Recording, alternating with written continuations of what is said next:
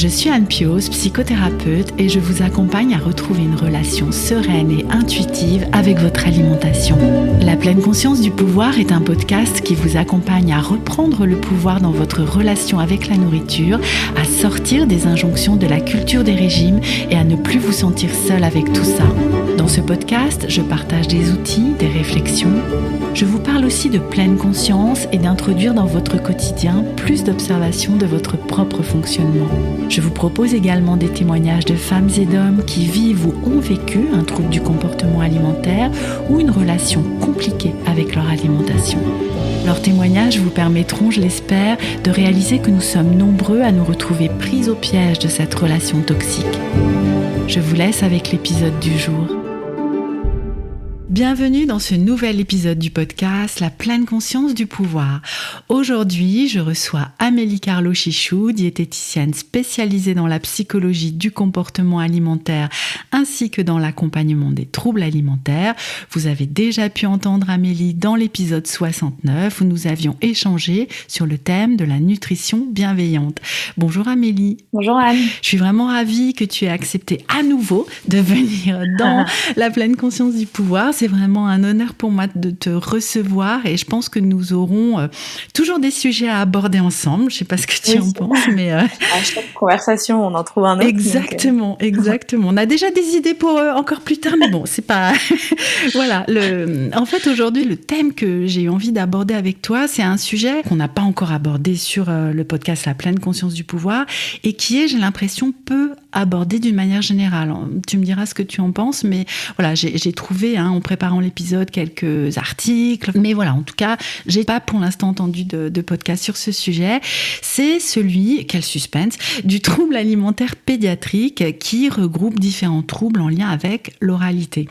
Alors, pourquoi j'ai eu envie d'aborder ce sujet ? Parce que il me semble, comme je le disais juste avant, qu'il est peu connu, sans doute sous-diagnostiqué, tu vas nous dire, et que de ce fait, les adultes que nous rencontrons dans nos cabinets peuvent parfois en souffrir sans même le savoir. De même, certains enfants présentent un problème avec leur alimentation et ils gagneraient à être diagnostiqués plus tôt si toutefois il s'agit d'un trouble alimentaire pédiatrique. Donc, pour commencer, Amélie, est-ce que tu veux bien nous expliquer ce qu'est le trouble alimentaire pédiatrique ? Alors, j'aime bien que tu utilises ce terme-là, trouble alimentaire pédiatrique, c'est le nouveau nom, entre guillemets. Avant, il s'appelait trouble de l'oralité alimentaire. Donc, je pense qu'il y a encore des livres ou des professionnels qui utilisent ce terme-là, trouble de l'oralité. Oui, d'ailleurs, avant qu'on en parle ensemble, moi, c'est le terme que je connaissais. Oui, c'est plus le cas. Voilà. mais en tout cas, c'est la même chose, on parle bien de la même chose. Donc là, aujourd'hui, ça s'appelle trouble alimentaire pédiatrique.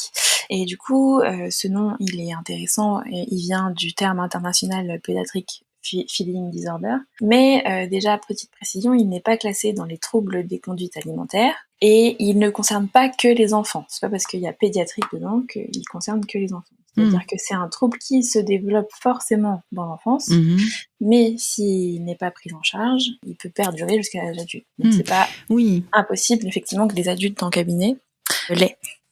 Ensuite, en ce qui concerne la définition du trouble alimentaire pédiatrique, c'est l'altération de l'absorption orale qui n'est pas appropriée à l'âge et qui est associée à des problèmes médicaux, nutritionnels, des compétences alimentaires et ou un dysfonctionnement psychosocial. Alors, ça veut dire beaucoup de choses, mais en gros, c'est quand même des troubles qu'on retrouve chez à peu près 25% des enfants qui ont un développement dit normal ou typique. Ah oui, c'est quand même beaucoup. Oui, et qu'on va retrouver beaucoup plus chez les enfants qui ont soit eu un trauma ou un problème médical. Alors quand je pense trauma, ça peut être un enfant né prématuré et avec une sonde, par exemple. Ça fait un trauma physique, entre guillemets. Ou des enfants qui ont une neuroatypie ou un handicap, par exemple. D'accord. Parce qu'en fait, alors si je comprends bien, je fais le candide que je suis dans l'histoire. En fait, ça va toucher à ce qui se passe dans la bouche de l'enfant. En fait, quand on dit oralité, c'est quelque chose en lien avec la bouche et la difficulté à mettre les aliments dans la bouche, c'est ça ? Oui. Alors oui, effectivement, oralité, c'est de toute manière tout ce qui est en rapport avec la bouche, hein. Mmh. C'est pour ça que dans le terme précédent, on utilisait oralité alimentaire, parce que l'oralité, ça comprend aussi, par exemple, la prononciation, OK. le verbal, ce qui n'est Mmh. pas le cas forcément là. Donc là, c'est vraiment de l'oralité alimentaire Mmh. qui est touchée. Et donc, effectivement, ce sont des enfants qui ils vont avoir une espèce d'hypersensibilité aux 5 sens. Alors, soit à un, soit à plusieurs, soit à tous. Mmh. Mais en tout cas, il y a un sens qui est surstimulé et qui va du coup engendrer des difficultés alimentaires. Ça peut être le goût, Mmh. un goût trop prononcé qui va poser problème à l'enfant. Ça va être souvent le plus courant, je pense, c'est les soucis de texture, hein. Mmh. C'est d'ailleurs Mmh. comme ça qu'on va repérer un trouble alimentaire Mmh. au moment du changement de texture, au moment où on passe du biberon ou du sein à la purée ou de la purée au morceau. Oui, parce qu'en fait, les problèmes commencent très tôt. Tu parlais hein, de, par exemple, le traumatisme à la naissance, d'intubation, d'aspiration, de choses comme ça au niveau de la bouche, en fait, hein, d'intrusion finalement au Ouais. niveau de la bouche, ou peut-être de l'œsophage. Et du coup, ça se voit très très tôt, en fait, chez Oui, l'enfant. ça se développe forcément dans la première année, sauf s'il y a un trauma qui vient après. Oui, Quand je dis trauma, c'est vraiment trauma physique, une intrusion comme tu disais par exemple. oui. Un trauma qui peut venir, ça peut être une grosse gastro, avec beaucoup de vomissements Uhum. et qui peut du coup traumatiser l'enfant et avoir du coup cette sensibilité dans la bouche qui va devenir complètement Ouais, hypersensible en fait. Du coup, oui, tu disais à l'introduction de nouvelles textures, en fait, il y a cette sensibilité physique, sensorielle qui ouais. vient poser problème à l'enfant. Ça peut être aussi une sensibilité au bruit, hein. Par exemple, ça va être Ah, des enfants qui vont avoir besoin de manger dans un endroit très très calme. uhum. Ça peut être une sensibilité aux couleurs, donc ça va nous donner des enfants qui vont manger que un ou deux Oui. types de couleurs. Voilà, c'est vraiment ça le trouble alimentaire pédiatrique. Mm. Et c'est vraiment à différencier du coup de la néophobie alimentaire. Tu peux nous la définir? Oui, enfin, je vais la définir en comparaison avec le trouble alimentaire Oui. Mm. pédiatrique. Alors, ça se développe plus tard, hein, c'est à partir de 18 mois ou 24 mois, la néophobie alimentaire. Elle Mhm. peut durer jusqu'à 7 ans ou 10 ans. Ah oui, quand même. Elle apparaît avec la phase du non en général. Oui, d'opposition, entre Voilà. guillemets. Oui. Et du coup, ça, c'est normal dans le développement des enfants. Là, ça concerne presque 75% des enfants. Mm. C'est normal d'avoir un moment où ils veulent plus manger parce que leurs parents leur préparent. Mm. D'ailleurs, la néophobie alimentaire, on va pouvoir la distinguer parce qu'il n'y aura pas spécialement de cassure dans la courbe de poids, Mhm. dans la courbe de croissance. Et puis, dès que l'enfant va manger chez la nounou ou chez les grands-parents, par Oui. exemple, ça posera pas de problème. Oui, le fameux oh, mais chez moi, ils mangent bien. Oui, voilà. C'est ça qui agace tous les parents qui ont connu ça. Alors que dans le trouble alimentaire pédiatrique, Mm. ça changera rien, voire ça pourrait aggraver parce que c'est pas dans le rituel de la maison et Oui, donc tu disais, hein, dès la première année, il va y avoir des alertes en fait par rapport au comportement de l'enfant vis-à-vis des aliments qu'il va avoir en bouche, mais qui n'a rien à voir, mais peut-être on viendra dessus plus tard, hein, avec un trouble des conduites alimentaires hein, chez l'enfant. Tu oui, le disais dès le départ, ouais. mais voilà. Pas de la néophobie, c'est pas non plus une anorexie de l'enfant, Mhm. c'est vraiment le trouble alimentaire pédiatrique. Oui, parce que tu disais qu'il pouvait y avoir une cassure de la courbe de poids de ce fait, parce que Oui, l'enfant voilà, va moins c'est s'alimenter. c'est pas un caprice, hein. L'enfant ne peut pas manger. On dit souvent que ce sont des enfants difficiles, enfin vraiment, Mm. d'ailleurs les parents peuvent être souvent culpabilisés, «Ouais mais tu laisses tout faire, tu subis ses caprices, tu cèdes à ses Mm. caprices plutôt». Voilà, des choses comme ça et non, en fait, c'est que l'enfant, si on ne le met pas dans les conditions qu'il accepte, il ne mange pas. Il peut Mm. se laisser mourir de faim. Oui, c'est ça. Voilà. C'est ça. Et ce qu'on dit souvent, tu vois, la croyance qu'un enfant ne va jamais se laisser mourir de faim. Tu sais, on entend Ouais. souvent ça. De toute façon, il finira bien par manger, etc., etc. Là, non, en fait. Là, non, Mm. exactement. C'est pour ça qu'il y a une cassure de la courbe de poids ou de la courbe de croissance Mm. et c'est pas anodin. Faut vraiment s'en préoccuper. Oui. Mmh. Et justement, qui va poser ce diagnostic alors? C'est un diagnostic orthophonique. D'accord. Les orthophonistes sont les spécialistes de l'oralité, en fait, globalement. Oui. Je sais qu'on les connaît beaucoup autour de tout ce qui va être lecture, langage, mais du coup, elles sont formées aussi donc à tout ce qui relève de la sphère de l'oralité. Mhm. Donc c'est un diagnostic orthophonique, c'est important de passer par une orthophoniste parce que au cours du bilan, elles vont aussi vérifier qu'il n'y a pas, par exemple, de troubles de la déglutition. Exact. Ce qui est important parce que ça va majorer le trouble alimentaire pédiatrique et puis surtout, tant qu'on n'a pas réglé le trouble de la déglutition, on ne pourra pas s'occuper du trouble alimentaire pédiatrique. Tu sais, là, j'étais en train de dire, mais qu'est-ce que c'est compliqué, en fait? Parce qu'il peut y avoir des choses qui s'additionnent, en fait, Oui. dans ce tableau-là. Ben oui. Ouais. Et puis, comme on a affaire quand même souvent à des enfants, la communication est quand même plus compliquée. D'autant plus si ça se développe dans la première année. Alors après, je m'imagine qu'il peut y avoir une sorte d'errance, en fait, diagnostique, Carrément. et que ça peut mettre beaucoup de temps, en fait, avant de mettre le doigt dessus. Oui, c'est ça, il y a souvent une grosse errance médicale du fait que les parents sont culpabilisés, donc ils pensent que c'est de leur faute déjà, donc ils n'ont pas forcément envie d'en parler. Du fait que certains professionnels ne sont pas spécialement formés à ça aussi. Oui, on discutait de ça juste avant d'enregistrer, mais lorsque je voyais des enfants dans ma pratique de thérapeute, j'ai vu de nombreuses fois des enfants autour de 2-3 ans où il y avait des problèmes autour de l'alimentation. Et moi, j'avais pas connaissance, en fait, de ça. Donc, bon, on travaillait en thérapie d'une manière globale, en fait. Mais si ça se trouve, je suis passée à côté d'informer les jeunes parents de la possibilité de ce trouble-là. Donc, ça me semble super important, en fait, que nous, en tant que professionnels de santé, qu'elle soit physique ou psychique, nous puissions au moins être informés de l'existence de ce trouble et renvoyer justement vers les professionnels compétents avant d'aller explorer que ce soit le trouble des conduites alimentaires ou le trouble psychologique ou la difficulté psychologique, parce que là, ça n'a rien à voir avec la psychologie, en fait, cette histoire-là. Hein. Oui, non, là, on est sur de la sensorialité. Oui. Donc oui, c'est un trouble qui est relativement méconnu, il y a beaucoup de croyances associées, il y a cet effet aussi de banaliser un peu les difficultés, c'est-à-dire oui, tous les enfants disent non à un moment ou à un autre, oui, moi non plus, il aime pas les légumes, voilà. C'est pas pareil quand même. Non, Et puis pas cette pareil. culpabilisation des parents qui est quand même assez importante. Et le problème, c'est que du coup, plus on attend, plus le trouble s'installe. C'est ça. Et parce que, est-ce qu'il y a des étapes, en fait, dans l'installation du trouble? En fait, ce qui pourrait aggraver le trouble, c'est le fait qu'on force l'enfant et que du coup, le repas, en général, devienne une source d'angoisse et de stress. Et que du coup, même les aliments qui sont tolérés, ou acceptés, ou même copains, deviennent des aliments ennemis, entre guillemets, quoi. Et oui, et que là, finalement, on vienne rentrer dans quelque chose de plus émotionnel, psychique, en fait, et relationnel avec l'enfant. Et le rôle de la diététicienne nutritionniste, alors, dans le trouble de l'oralité? Oui, parce que du coup, je suis quand même diététicienne, effectivement.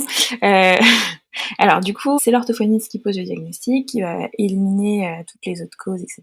C'est aussi l'orthophoniste qui va venir travailler autour de la tolérance du toucher au niveau du visage, par exemple. Oui. Et après, la diététicienne va d'abord s'assurer qu'il y ait suffisamment de nutriments pour l'enfant.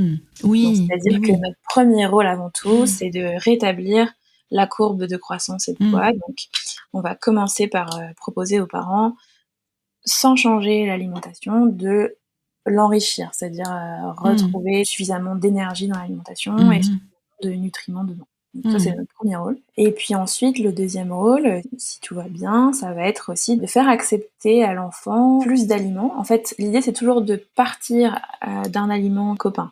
L'enfant accepte quand même au moins 5 ou 10 aliments. D'accord. Et est-ce que c'est toujours un peu les mêmes qui reviennent ou c'est vraiment très différent d'un enfant à l'autre? Déjà, c'est souvent les produits industriels parce que en fait, il y a un truc qui est trop bien dans les produits industriels, c'est qu'ils ont toujours le même goût. Ah!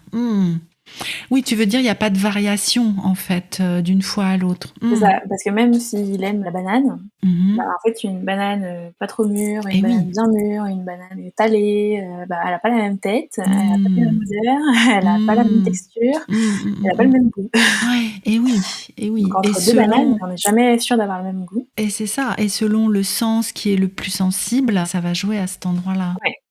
Et dans tous les aliments, dans tous les produits bruts en général, il y a Mhm. toujours des variables, Exact. ça a jamais le même goût en fait. Mm. Et donc du coup, les aliments industriels là-dessus, ils ont cet Et oui. avantage-là d'avoir Mm. toujours le même goût. Oui. Un aliment qui a toujours le même goût, c'est rassurant, c'est-à-dire qu'on voit l'aliment, on Mm. sait ce qu'on va avoir en bouche. Il n'y a pas de Oui, surprise. c'est ça. Et donc voilà, c'est souvent des aliments comme ça, et puis des Mhm. aliments relativement neutres au niveau du visuel et du goût, donc les pâtes par exemple. Mhm. Et ça, c'est quelque chose voilà, que, pour revenir à la question de base, Mhm. qu'on va pouvoir faire en alimentation, c'est-à-dire faire du chaînage à partir d'un aliment connu. Donc par Oui. exemple, l'enfant accepte les coquillettes. Mhm. Alors selon le degré de trouble alimentaire, on peut avoir un enfant qui va accepter toutes les coquillettes et puis d'autres enfants qui vont accepter que d'une seule marque. Mm. On part pas toujours du même degré, mais selon le degré dont on part, en fait, on prend soit la marque de coquillettes, soit les coquillettes en général, et puis on dit bah regarde ça, c'est une autre pâte. C'est pas une coquillette, mais c'est une pâte quand même. Est-ce que on peut la goûter? Enfin, voilà. En gros, l'idée c'est de faire un chaînage à Mm. partir de l'aliment connu pour essayer d'introduire d'autres aliments qui lui ressemblent un petit peu Mhm. et pour augmenter du coup la diversité alimentaire. Mm. C'est comme une nouvelle diversification. Enfin, tu sais, j'étais avec quelque chose qui ne peut pas se faire du fait de ce trouble au moment de la diversification primaire, en fait, de l'enfant, et du coup qui se retisse, qui se reconstruit d'une autre façon. Oui, il y a de ça. C'est juste que la diversification classique, on n'a pas besoin de faire de chaînage. C'est C'est-à-dire qu'on vrai. n'a pas besoin Mm. de dire bah, celui-là tu le connais, Oui. et celui-là il ressemble à celui que tu connais. Mais est-ce que ça veut dire que le diagnostic, on le disait, hein, peut être posé bien plus tard que le début du trouble qui s'installe dans la Mhm. première année. Mhm. Donc ça veut dire que les enfants avec lesquels tu vas travailler ces questions-là, ils ont quel âge à peu près? Enfin, tu as une idée? Peut-être que la question d'avant, c'est est-ce que tu as une idée de la moyenne d'âge, tu vois, où c'est diagnostiqué? Moi, dans ma pratique, la dernière que j'ai vue, elle avait 22 mois, je crois. Ah oui, d'accord, donc c'est quand même assez tôt, finalement. C'est quand même des enfants qui sont en maternelle, quoi. Oui, ça reste des petits, petits, petits. Je me posais la question parce que je suis aussi avec le fait de leur expliquer, de mettre un peu Oui. de la raison dessus, en Oui. fait. Alors ça va fonctionner, hein. Il y a un travail cognitif qui va être intéressant, notamment par exemple, je sais pas si un enfant il aime manger les frites mais il aime pas manger les pommes de terre. On Mhm. peut travailler sur le fait que lui expliquer comment se fabriquer les frites et Mm. du coup, ça peut participer au fait qu'il accepte les pommes de terre, par exemple. Mm. Après, ce qui marche le mieux, donc le chaînage, donc le fait de partir d'un aliment copain et de prendre un aliment qui lui ressemble, soit visuellement, hein, ça peut être s'il aime les frites, faire une frite de patates douces par exemple, Oui, mais oui. soit un aliment qui lui ressemble en termes de texture. Et puis le travail aussi qui va être important à faire, c'est d'apprendre à tolérer l'aliment. C'est-à-dire qu'il y a des enfants qui vont pas du tout supporter juste de voir un aliment, Ah oui. ou de Mm. sentir un aliment, ou de toucher un Oui, aliment. Donc oui. du coup, toutes les étapes, ça va être ça. D'abord, on accepte de le voir. Mm. Ensuite, on accepte de le sentir, de le toucher, Mm. de jouer un peu avec, Mhm. de lui faire un bisou, Mm. mettre dans la bouche, mais pas forcément de l'avaler. Mhm. Voilà, il y a Quel vraiment... travail de fourmi, hein? Parce que, bon, j'imagine que c'est un travail que les parents vont faire. Enfin, toi, tu le fais concrètement aussi dans le cabinet? Enfin, comment Alors, tu ça arrives peut. avec tes frites, ta purée? Enfin, comment... C'est les parents qui l'ont amené, mais oui. Mhm. Oui, ça peut être un cabinet. Après, sinon, ce qui va être intéressant, ça, c'est de travailler beaucoup en atelier et de proposer aux Mm. enfants des ateliers où juste ils touchent. Enfin, Mm. on va s'amuser à faire, je sais pas, à écraser des framboises pour faire de la peinture ou Mm. voilà. Génial. Ouais, non mais ça va être ça, parce qu'en fait, du coup, juste toucher une framboise comme ça a pas trop d'intérêt. Mm. Surtout si l'enfant pense que derrière, on a en tête l'idée de lui faire manger. Oui. Alors que Oui, si on oui. lui dit non, mais on va pas la manger, on va juste faire de la peinture avec. Mm. Ok, là, la framboise, on va pouvoir la toucher. Oui, mais ouais, je suis avec ce travail de fourmi et de patience pour les Ouais, parents. ça c'est vraiment le maître mot, c'est la patience. Mmh. Et puis surtout, ne jamais forcer. C'est-à-dire que c'est pas parce que Mmh. l'enfant accepte de le toucher ou de le sentir Oui. ou même de lui faire un bisou que Mmh. il va accepter de le manger. En tout C'est cas, ça. pas forcément aujourd'hui. C'est ça, voilà. C'est vraiment de suivre son rythme, son Ouais. processus, de proposer, d'avancer mini pas par mini pas, Et oui, ouais, ouais. peut-être. Est-ce que ça veut dire que ça se guérit, ce trouble-là? On peut arriver à une diversité alimentaire qui serait suffisante pour fournir tous les nutriments Mmh. et toute l'énergie nécessaire. Mais ce sera jamais des personnes, même adultes, qui vont adorer Mmh. découvrir des nouvelles saveurs ou des nouvelles Mmh. textures. C'est pas grave, hein. Oui. Mais Non, au non, moins, non. ils pourront se nourrir de manière variée et sans trop de décalage avec l'entourage. Parce que du coup, Mmh. pour passer aux adultes, on va culpabiliser les parents, on va dire: «Il fait des caprices, c'est un enfant difficile». Mmh. C'est pas Et vrai, c'est de c'est votre ce qu'on va faute. dire, voilà. Mais si c'est pas traité, ça perdure à l'âge adulte. Mmh. À l'âge adulte, il y a le travail cognitif qui va être plus important et du coup, le côté, un adulte, il va se dire: «Non mais c'est pas normal que je mange comme ça». Il va Mmh. se forcer et puis il va pouvoir tolérer au moins visuellement les aliments, par exemple. Oui, oui. Déjà, les adultes ont tendance à avoir un répertoire d'aliments qui est un peu plus diversifié que les enfants. Oui, parce que chez les enfants, tu parlais de entre 5 et 10, quoi, au début, aliments qui sont tolérés. Chez les adultes, ça peut monter à 15-20, mais Oui, ce qui est quand même très peu quand oui, on y réfléchit. voilà. Mais ça veut dire qu'on va rencontrer des adultes qu'on va trouver difficiles, en fait, Oui, là c'est ça. aussi. Mmh. Et donc du coup, chez les adultes, alors ça, moi j'en ai eu aussi des adultes, et c'est compliqué parce qu'il y a une vraie souffrance vis-à-vis des relations sociales. C'est-à-dire que bon, bah, Mmh. quand ils sont chez eux, tout va bien, hein, parce Oui. ils ont leurs Oui. petites habitudes et tout va bien, mais dès qu'ils doivent manger à l'extérieur, ça a une source d'angoisse pour plusieurs raisons. Déjà, expliquer pourquoi ils peuvent pas manger tout ça. Parce qu'il y a toujours des gens qui vont dire bah, pourquoi tu manges pas ça, enfin, si la personne veut aller dans un restaurant, qu'est-ce qui lui garantit qu'elle aura de quoi manger Mmh. en fait. Enfin, si c'est pour aller au restaurant et prendre juste une assiette de frites, par exemple, Mmh. bon, c'est faisable, mais c'est peu varié parce que même si on parle des pâtes qui étaient un aliment de base neutre, dans un restaurant, il n'y a jamais juste des pâtes. Non, ben non. Donc ça, c'est compliqué. Il y a une vraie souffrance à l'âge adulte au niveau des relations sociales. Oui. Et ça se travaille aussi à l'âge adulte, hein. C'est pas trop tard, on veut dire. Non. Et de la même façon, j'imagine, enfin, avec la pensée qui est plus développée, enfin, qui peut mettre plus de raisons, d'explications, enfin, et que ça va aider aussi dans ce travail. Et ça peut se travailler suffisamment pour pouvoir accepter de manger dans le restaurant. Par exemple, moi, la dernière personne que j'ai vue à l'âge adulte, l'objectif c'était de pouvoir manger au resto avec ses amis, justement. Et Mmh. on a travaillé autour de la salade César. Parce que c'est un plat qu'on retrouve dans une grande majorité des restaurants. Bon, la salade, elle pouvait la manger, mais le poulet, c'était pas possible, les croûtons, c'était pas possible, et la sauce, Mmh. c'était pas possible. Oui, ça fait beaucoup là. Et donc du coup, bah voilà, on a travaillé déjà à accepter le poulet tout seul, ensuite la salade toute seule, voilà, et puis après essayer de mélanger, parce que ça c'est une autre étape aussi. C'est une fois qu'on a accepté un aliment, c'est accepter de le mélanger avec d'autres. Parce que pour nous, ça nous paraît logique. Oui, oui, oui, oui. J'ai déjà rencontré des adultes encore qui ont besoin de trier, en fait, tu sais, ou que ce soit séparé dans Ouais. l'assiette, par exemple, ou des choses comme ça, ou de ne manger que la viande ou que les légumes et pas tout en même temps, là où nous, on peut, sur la même fourchette, mettre de tout, tu Mm. vois. Donc ça peut être un signe aussi. Ça peut être un signe de ça veut pas dire que c'est ça, hein. Oui, bien sûr. C'est des troubles. En termes de fréquence, on va les retrouver quand même souvent dans les personnes qui ont des neuroatypies du type trouble du spectre autistique. En lien avec l'hypersensibilité. Ouais. Et ce côté très peu flexible de non mais là ça a touché, c'est pas grave, je vais pas Oui, manger la partie qui a oui. été touchée. Non, même si ça a touché une partie, bah toute la partie est fichue, quoi. Hmm. Et pour revenir un petit peu en arrière dans l'évolution entre l'enfant et l'adulte, donc tu nous disais qu'un des signes chez l'enfant, c'est la cassure de la courbe de poids, voire même de croissance. Et de ce fait, comment ça se passe dans le développement physiologique de l'enfant qui va grandir ou justement avoir des difficultés à grandir, enfin, puisque ça perdure. Il y a une hypersensibilité, mais il peut y avoir une hyposensibilité aussi. Ah, L'hyposensibilité, ça va être des enfants qui vont enfourner tout dans la bouche et hmm. avaler tout rond. Donc il peut y avoir aussi là des troubles digestifs après. Ces enfants-là, eux, ils vont pas avoir de cassure dans la courbe, mais c'est quand même un trouble alimentaire pédiatrique. Ça peut aussi être des enfants avec l'hyposensibilité qui vont se brûler, par exemple, parce qu'ils vont manger un truc très chaud, ils vont pas spécialement le sentir, ou ils s'en fichent de le sentir.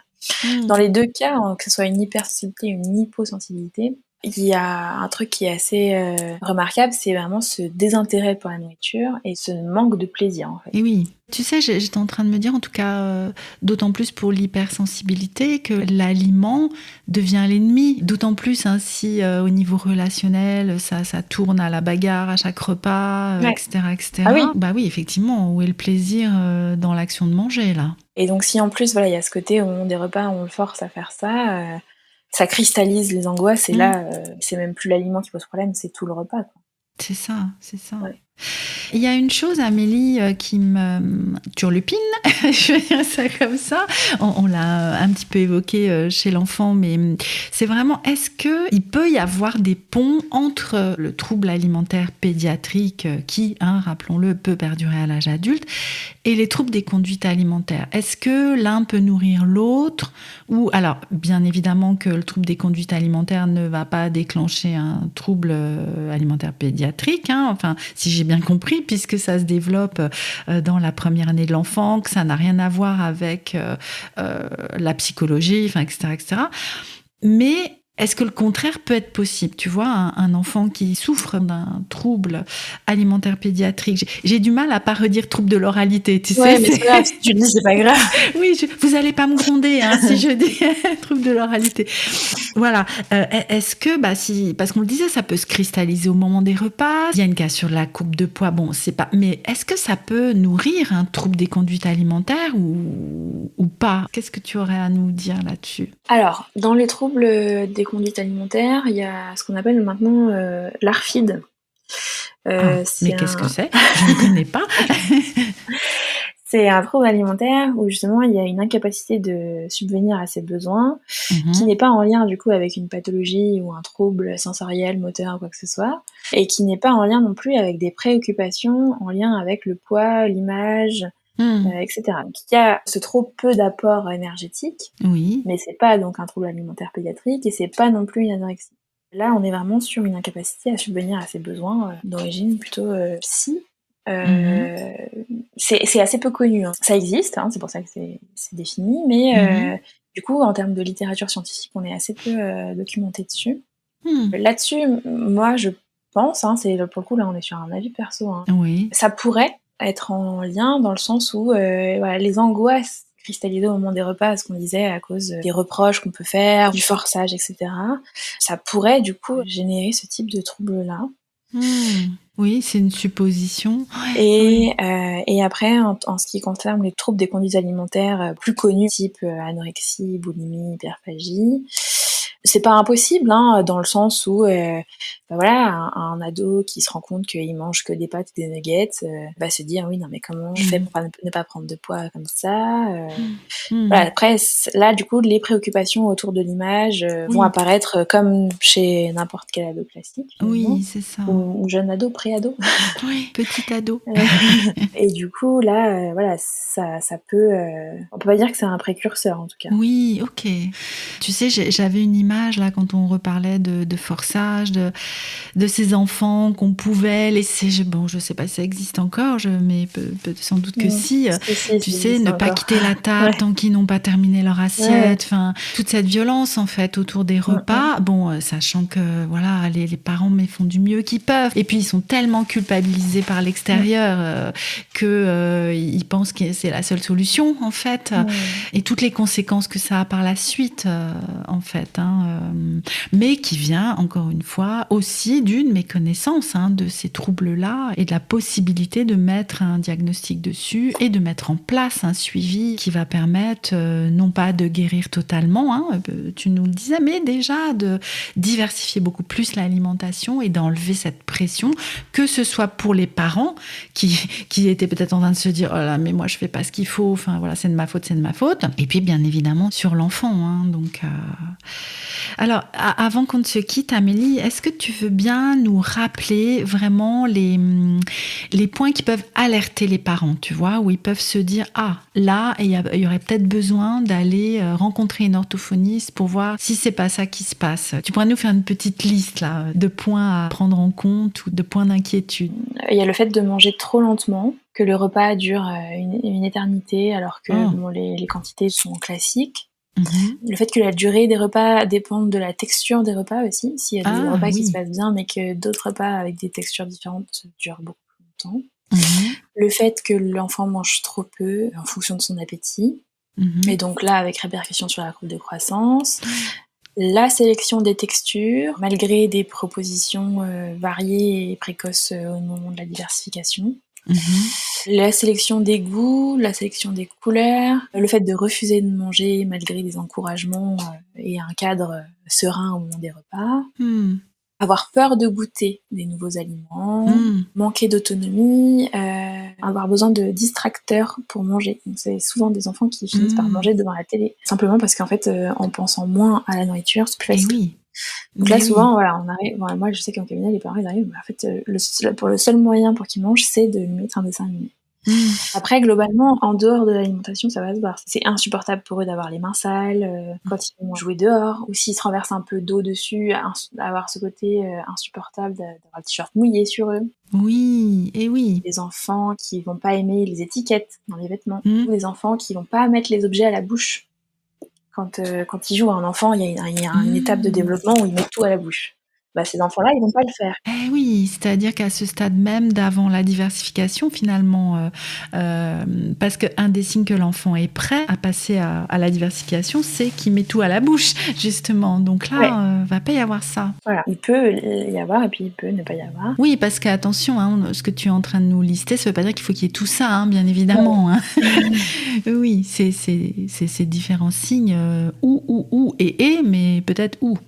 Voilà, c'est ça. C'est compliqué. De toute façon, c'est assez peu spécifique et en même temps, quand on a plusieurs signes, c'est pas étonnant de l'avoir. La sensibilité au bruit aussi, tu disais. Moi, je me souviens d'enfants qui ne supportaient pas de manger à la cantine, en fait, à cause du bruit, entre autres. C'est ça, et du coup, ça peut être vraiment des exercices que les parents peuvent faire dès le début. Par exemple, inviter les enfants à toucher des textures en jouant avec de la pâte à modeler, en jouant avec les trucs de maïs en couleur là, qui se collent un peu avec humidifié. Ça peut être...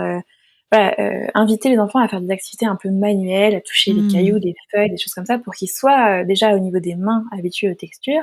Et puis après, pareil, faire des chansons, des comptines où on touche le visage, je sais pas, tape dans des mains. Tout ce genre de petit exercice qui n'est pas finalement vraiment en lien avec l'alimentation, mais qui permet à l'enfant de toucher son visage et de toucher des textures, ça ne peut que aider. Finalement. Oui, mais oui. Et tu vois, là, il me venait, mais alors encore une fois, c'est complètement hors recherche scientifique. Enfin, c'est un avis personnel, moi aussi, là.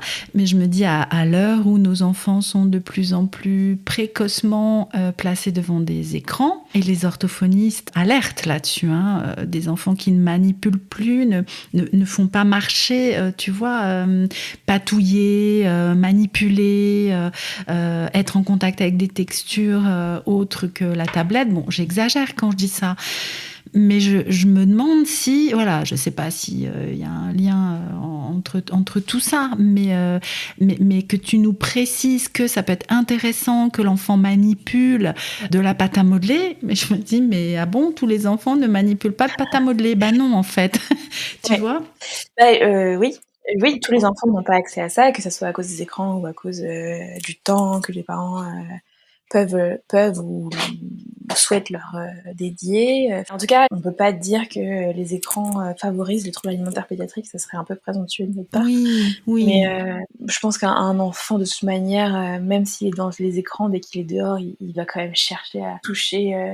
Oui, à avoir cette curiosité. Et que finalement, ce qui peut nous alerter, c'est cette non-curiosité, en fait, pour le toucher, la manipulation. Comme tu le disais, sur goûter des nouvelles choses, enfin, cette curiosité-là. voilà quoi. Je vois Amélie qu'on va devoir se quitter. Bien sûr qu'il y aurait encore beaucoup à dire et qu'on ne peut pas faire le tour de la question en si peu de temps. Hein. Mais bon, moi, il me semble que nous avons déjà la matière à peut-être creuser plus le sujet. Et d'ailleurs, oui, est-ce qu'il y a des ressources que tu nous conseilles si, en tant que parents ou professionnels ou juste personnes curieuses, nous avons envie de creuser la question? Alors, j'en ai quelques-unes, je pourrais te les envoyer pour qu'on les mette en lien dans la description de l'épisode. Oui, avec plaisir. Et peut-être des comptes d'orthophonistes. Ça peut être intéressant, effectivement. Je te remercie beaucoup, Amélie, d'être venue une nouvelle fois sur le podcast La pleine conscience du pouvoir. J'imagine qu'on se retrouvera pour creuser d'autres questions ensemble ou aborder d'autres questions ensemble. Avec plaisir. Bien sûr, nous remettrons aussi un moyen de contacter Amélie via son compte Instagram, par exemple, si ça te va, dans la description de l'épisode. Merci à tous de votre écoute. N'oubliez pas, si vous appréciez La pleine conscience du pouvoir, de partager autour de vous les épisodes qui vous inspirent. N'hésitez pas aussi à nous laisser un avis sur Apple Podcast, un commentaire sur Spotify ou sur le blog. Et si vous souhaitez nous soutenir financièrement, la page Tipeee du podcast La pleine conscience du pouvoir vous attend elle aussi en description. À très bientôt pour un prochain épisode.